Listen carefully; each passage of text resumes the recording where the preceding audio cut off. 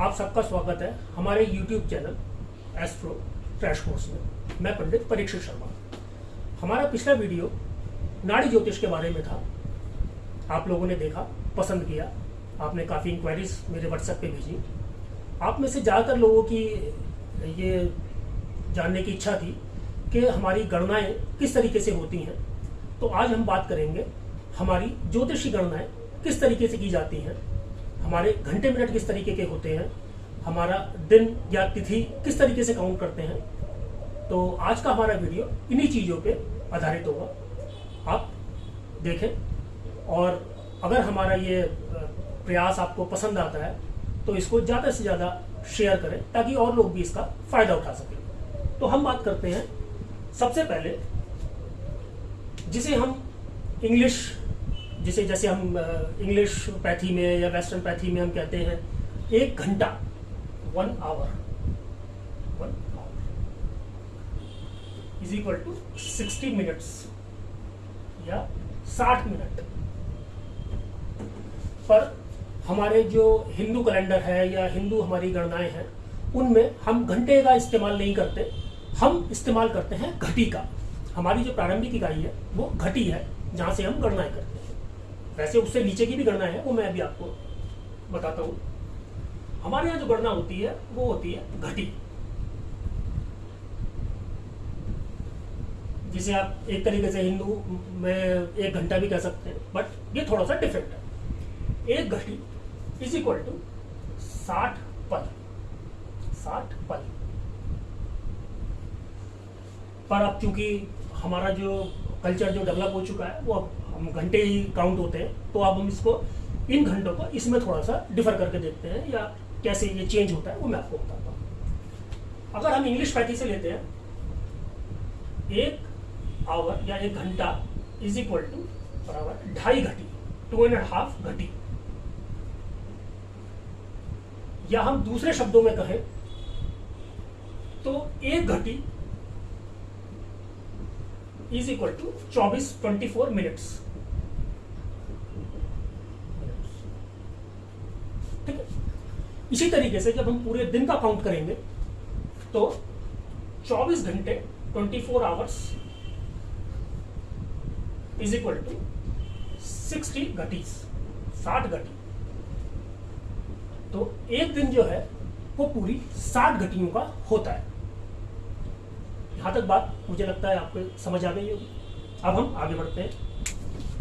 हमारी जन्म पत्रिका को लेकर के, या जन्म पत्रिका जब हम बनाते हैं तो उसमें सारी कैलकुलेशन या सारी गणनाएं जो है वो पंचांग पर आधारित होती हैं।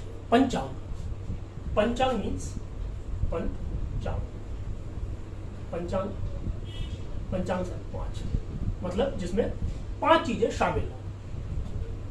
इनमें क्या क्या चीजें शामिल होती हैं पंचांग में? सबसे पहला होता है तिथि। आज तिथि क्या है, तिथि की कैलकुलेशन कैसे होती है वो भी मैं आपको आगे बताऊंगा। तिथि। दूसरा होता है वार। तीसरा होता है नक्षत्र। चौथा होता है योग।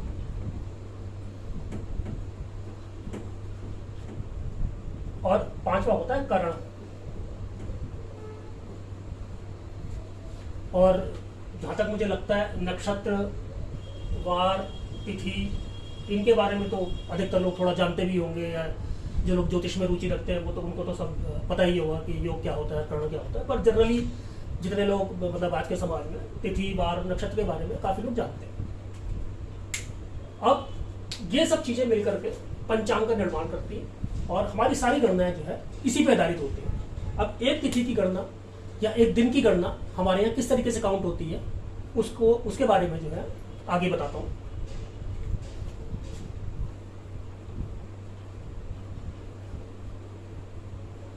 सबसे पहले जो हमारे दिन की मोटी इकाई है, जो आप कहें कि पिछले समय में लोग टाइम का अंदाज लेने के लिए जिनका इस्तेमाल किया करते थे, उसे कहते थे प्रहर। ये एक काफ़ी बड़ी इकाई है एक समय का अनुमान लगाने के लिए। कभी आपने सुना भी होगा या कहानियों में आपने पढ़ा होगा कि द्वितीय पहर, दिन के चौथे पहर या रात्रि के दूसरे पहर की ये घटना है, ये बात है। जब भी आपने पुराना हिस्ट्री या पुरानी कुछ वैदिक चीज़ें पढ़ी होंगी तो उसमें इन्हीं का एक टाइम का अनुमानित या अनुमान लगाने के लिए कि अनुमानित क्या समय हुआ होगा, तो हम कहते थे कि भाई दूसरा पहर है, तीसरा पहर है, चौथा पहर है। तो मोटा मोटा एक दिन में आप मानिए 24 घंटे में, जैसे हम पूरा दिन जैसे आज कहते हैं, 24 घंटे के अंदर 24 घंटे में लगभग 8 प्रहर होते हैं। 8 प्रहर।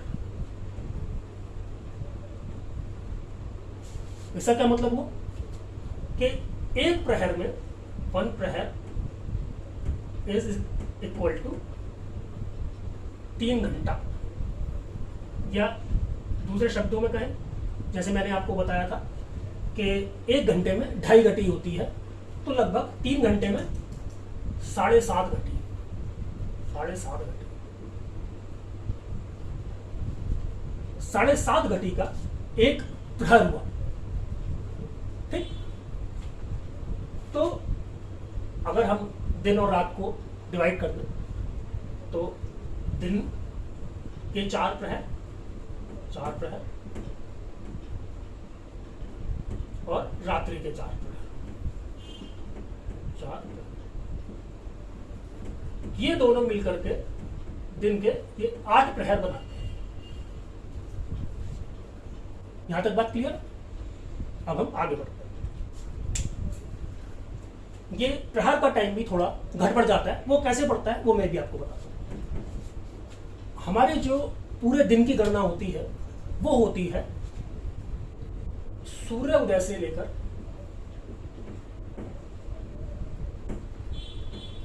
अगले दिन दूसरे सूर्योदय तक।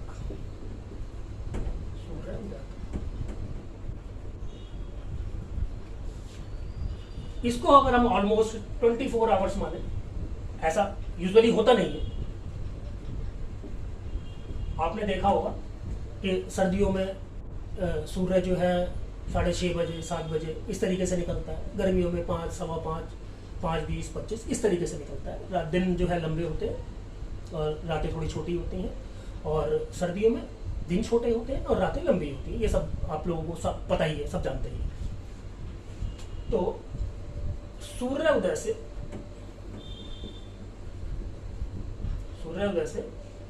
सूर्यास्त तक, सूर्यास्त, ये जो पीरियड है इसे कहते हैं हम दिनमान। मतलब टोटल डे टाइम, कि कितने टाइम जो है सूर्य आपको दिखाया, या कितने समय तक उसके प्रकाश जो है पृथ्वी पे आए पड़े। इसी तरीके से सूर्यास्त से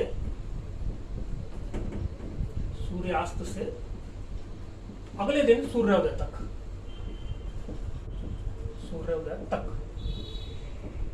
मतलब रात्रि का जो पीरियड हुआ इसे कहते हैं रात्रिमान। तो दिनमान और रात्रिमान मिलकर के एक पूरे दिन की, हिंदू कैलेंडर के हिसाब से जो है एक पूरा दिन जो है वो मानते हैं या मनाते हैं। अब होता क्या है कि कई बार आपने देखा होगा सूर्योदय देर से हुआ सर्दियों में और सूर्यास्त भी जल्दी हो गया, तो हमारे दिन का मान जो है वो कभी कभी मान लीजिए एक एवरेज हम मानते हैं, मान लीजिए 12 आवर्स का 12 घंटे का दिन और 12 घंटे की रात, नाइट। पर सर्दियों में अक्सर ऐसा होता है कि हमारा दिन जो है वो लगभग 9 घंटे का भी हो सकता है, 10 घंटे का भी हो सकता है। ऐसे ही रात्रि जो है 13 से 14 घंटे की भी हो सकती है। अब क्योंकि रात को मतलब सर्दियों में 7 बजे के आसपास अंधेरा हो जाता है, तो वैसे वो रात्रि नहीं है। रात्रि हम आजकल के कल्चर में जनरली 10 बजे के बाद ही मानते हैं, पर जब सूर्यास्त हो जाए उसके बाद हम रात्रि ही मानते हैं। तो इसी हिसाब से जो है वो प्रहरों की गणना जो है वो ऊपर नीचे हो जाती है। कोई प्रहर जो है वो 3 सवा 3 घंटे का भी हो सकता है। इस तरीके से अगर हम रात्रि में 4 पहर मानते हैं तो मान लीजिए रात्रि 13 घंटे की है, तो वो 10-5 मिनट जो है ऊपर नीचे वो हो जाता है। अच्छा, ये तो हो गई दिन की बात। अब बात करते हैं मंथ की। मंथ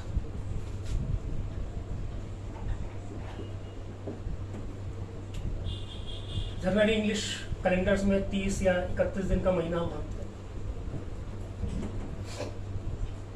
पर हमारे यहाँ मंथ को काउंट करने का अलग तरीका है। आप सब जानते ही होंगे कि हमारे यहाँ चैत जो हिंदू महीने हैं, चैत शुक्ल पक्ष, अब ये पक्ष क्या होता है वो भी मैं आपको बताता हूँ। शुक्ल पक्ष प्रतिपदा, प्रतिपदा मतलब पहली तिथि, प्रतिपदा, यहाँ से हमारे हिंदू कैलेंडर की शुरुआत होती है। चैत आप सब जानते हैं, नवरात्रि आने भी वाले हैं परसों से, और ये तो खैर शारदीय नवरात्र है। चैत का महीना जो मार्च और अप्रैल के बीच में जो आता है, उसमें जो नवरात्रे होते हैं, जो पहला नवरात्रा होता है, उस दिन से हमारे हिंदू कैलेंडर के हिसाब से हमारे नव वर्ष की शुरुआत होती है। ठीक है, यहाँ तक सब बात आपको क्लियर है। अब जैसे मैंने आपको बताया शुक्ल पक्ष, थोड़ा सा हम पीछे जाते हैं, वापस जाते हैं। हमारे हर महीने में, मान लीजिए चैत का महीना है, तो हमारे हिंदू महीने में हम दो पक्ष मानते हैं, दो पक्ष। एक होता है शुक्ल पक्ष, शुक्ल पक्ष, और एक होता है कृष्ण पक्ष, कृष्ण पक्ष। अब ये शुक्ल पक्ष और कृष्ण पक्ष क्या है बताते हैं। शुक्ल पक्ष वो पहले 14 दिन है जब अमावस के बाद चंद्रमा पहली तिथि से आगे बढ़ता है। मान लीजिए पहली तिथि प्रतिपदा, प्रतिपदा से 14 दिन चतुर्दशी तक, ये जो पहले 14 दिन है, आप जानते होंगे तिथियों के बारे में, प्रतिपदा, द्वितीया, तृतीया, चतुर्थी, पंचमी, षष्ठी, सप्तमी, अष्टमी, नवमी, आप सब जानते होंगे। ये जो पहला पक्ष है 14 के बाद में पूर्णिमा, ये जो पूर्णिमा वाला पक्ष है इसे हम कहते हैं शुक्ल पक्ष। और पूर्णिमा के बाद जब चंद्रमा अपने कहते हैं कि घटने पे होता है, क्या चंद्रमा की कलाएं नीचे की तरफ जाती हैं, तो पूर्णिमा से और अमावस्या तक का, पूर्णिमा से अमावस्या, पूर्णिमा से अमावस्या, ये 15 दिन जो है ये कृष्ण पक्ष के होते हैं, कृष्ण पक्ष। आपने सुना भी होगा कभी कभी कि जी एक तिथि बढ़ गई, एक घट गई, या इस बार जो है एक माह बढ़ गया, कि आपने जनरली हिंदू जो लोग इस थोड़ा भी इस धार्मिक प्रवृत्ति के हैं वो इन सब चीज़ों के बारे में पहले से थोड़ा बहुत जानते भी होंगे, पर इसके पीछे क्या कारण है वो एक लंबी डिटेल है, वो फिर मैं कभी आपको बताऊंगा। अभी आप एक मोटा मोटा आप समझ लीजिए, ताकि आपको थोड़ा सा कि किस तरीके से हमारी हिंदू मतलब मैथोलॉजी के अंदर या वैदिक जो हमारा गणित है दिनों का या महीनों का, वो किस तरीके से चलता है। तो इसे हम एक या कहें इन दोनों को मिलाकर के चंद्रमास बन जाता है, मतलब एक पूर्णिमा से अगली अमावस्या तक, मतलब जैसे एक अमावस्या से दूसरी अमावस्या कह सकते हैं, या एक पूर्णिमा से दूसरी पूर्णिमा कह सकते हैं। तो एक महीना लगभग 30 दिन का जो है वो एक पीरियड हो जाता है, और हम इसी को जो है चंद्रमास जो है वो कहते हैं। अब हम आगे बढ़ते हैं। अब हम बात करते हैं ईयर की, वर्ष की। हमारे यहाँ इसको वर्ष नहीं कहते, हम जनरली इसको संवत कहते हैं। संवत क्या करके बोलते हैं? संवत। संवत आप ऑलमोस्ट को मान सकते हैं ईयर, पर हिंदू गणनाओं में संवत का ही प्रयोग होता है। हम आज की बात करें तो हमारा जो संवत है वो इस समय 2077 277 इट्स विक्रमी संवत, विक्रमी संवत। इसकी जो शुरुआत है राजा विक्रमादित्य के समय से है, तो आप ये मान के चलिए इंग्लिश में देखें तो आज 2021 है, 2021।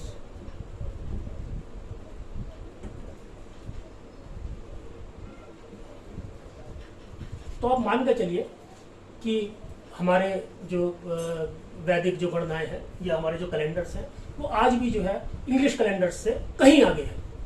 तो आज भी देखिए लगभग 56 वर्षों का हिंदू कैलेंडर में और इंग्लिश कैलेंडर में फर्क है। 56 ईयर्स डिफरेंस।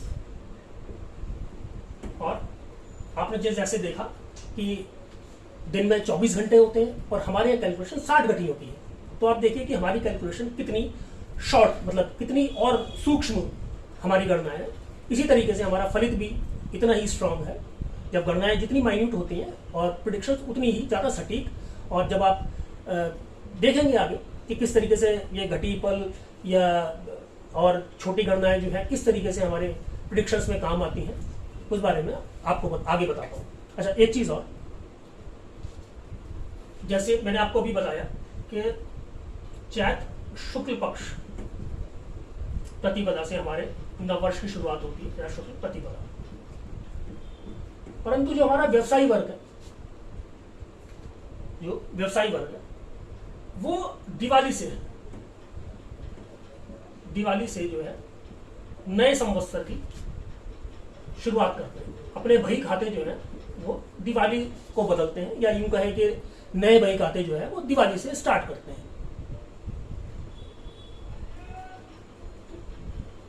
मुझे आशा है कि ये जो गणनाएं मैंने आपको बताई ये आपको क्लियर हो गई होंगी। आप समझ गए होंगे कि हिंदू मैथोलॉजी में या वैदिक जो गणनाएं हैं वो किस तरीके से की जाती हैं। अगर आपको हमारा ये वीडियो पसंद आया हो तो कृपया इसको ज़्यादा से ज़्यादा शेयर करें, ताकि और लोग भी इसको, या यूँ कहें, इसका लाभ ले सकें। और एक चीज़ मैं आपसे कहना चाहूँगा, अगर आपके कुछ प्रश्न हैं तो आप कमेंट बॉक्स में या मेरे व्हाट्सएप नंबर पे आप कॉल करके या मैसेज करके पूछ सकते हैं। तथा मैं आपको अपना नंबर दे देता हूँ, 8178547189। इसमें प्रश्न में किसी तरीके का कोई भी चार्ज नहीं है, किसी तरीके का कोई पैसा नहीं लिया जाता, पर आपके प्रश्न जो है, आपके प्रश्न पर्सनल नहीं होने चाहिए। अगर आप ज्ञानवर्धन के लिए कोई भी प्रश्न करते हैं तो उसका जवाब जरूर दिया जाएगा। धन्यवाद।